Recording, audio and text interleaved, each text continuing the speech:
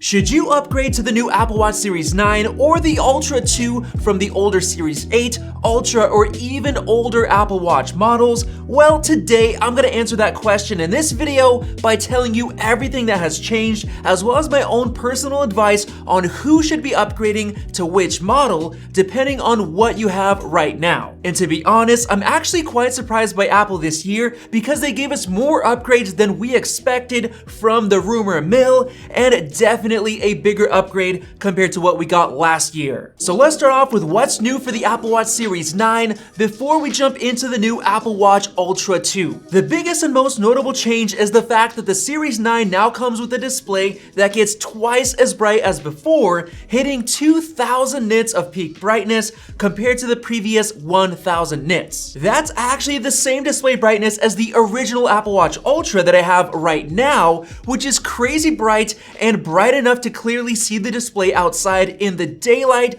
which was a huge advantage compared to the previous Series 8. And not only that, but the display can now get crazy dark, down to only 1 nit of brightness when in dark rooms or at night, which the Ultra could not do, and it would honestly still be way too bright and distracting when being in a theater or somewhere outside at night, which is why Apple made theater mode, which basically keeps the display off until you need it. But now with only 1 nit of brightness, you won't need to use that mode anymore, and the added benefit is that it'll actually help save battery life, which is probably why they have the same all-day 18 hours of battery life rating while having double the peak brightness when needed outdoors. Of course, the Series 9 now comes in the new pink finish, which by itself might get some people to upgrade because Apple hasn't really had that before, so I can see it being very popular. A big surprise upgrade that Apple didn't mention is that the storage has been upgraded from 32 to 64 gigabytes,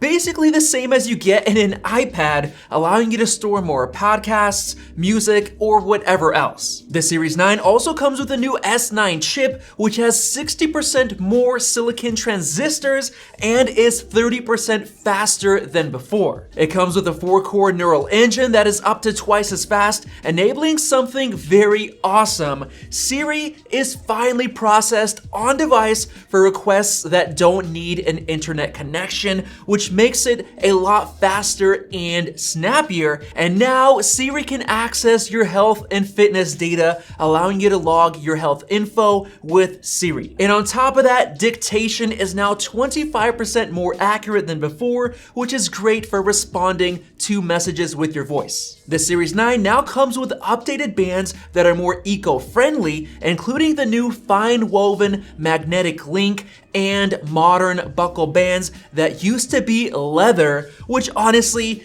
it really sucks because in my opinion, genuine leather is the all-time best material you can get for Apple Watch bands. But thankfully, our sponsor Bandwork in Germany makes some of the highest quality genuine leather bands using Horween leather from horse hides, including this one made from rare shell cordovan. And they just released their brand new special edition handcrafted Carrera band made from the actual interior leather from the rare 1977 Porsche 911 Carrera 3.0, limited to only 649 bands, so it's going to be super rare and made with a unique design. And you can check out and order these bands from Bandwork today using the links in the description and pinned comment below. Now getting back to the new Series 9 hardware updates, it also comes with the 2nd gen U2 ultra-wideband chip, which has a couple of really cool and unique advantages, including the new precision finding feature for iPhone 15 models, which makes it super easy to find your iPhone by guiding you to it right on your Apple Watch. It also has HomePod integration, so you can transfer the music from your Apple Watch to your HomePod when getting close to it, which is really cool. Now moving further, Apple has added their brand new double tap gesture to do a bunch of actions like taking photos with the camera remote for your iPhone by simply tapping your fingers together twice. It can also open the Smart Stack of apps and scroll through widgets within the stack, which is really cool. But the crazy thing is that this feature was already available on previous watch models through the accessibility settings, but it wasn't as reliable as the new version that just came out, and the new version does have more functionality, like opening up the Smart Stack. And now let's move on to everything new with the Apple Watch Ultra 2. Unfortunately, we didn't get a new smaller size or a titanium black finish, but the Ultra 2 did get a bunch of upgrades, including basically everything that came to the Series 9, like the 64 gigs of storage, the new S9 chip, and the extra features that came alongside it, as well as the new U2 ultra-wideband chip and those advantages. But the biggest upgrade on the Ultra 2 is that the display got a huge jump up to 3000 nits, which is absolutely bonkers, and I can't wait to try it out. But other than that, not much else has changed at all other than an upgrade to 72 hours of low power mode battery life, which is great, and the new modular Ultra watch face, which looks absolutely amazing, but it seems like it'll also be available on the original Ultra with the latest software update. And now, with all of those new features and changes out of the way, let's get into who should upgrade to the Series 9. Well, honestly, if you already have the Series 7 or 8, there really won't be that much different with the Series 9, since the design is identical on the outside with only internal and display brightness changes. So if you have one of those, I would say you should not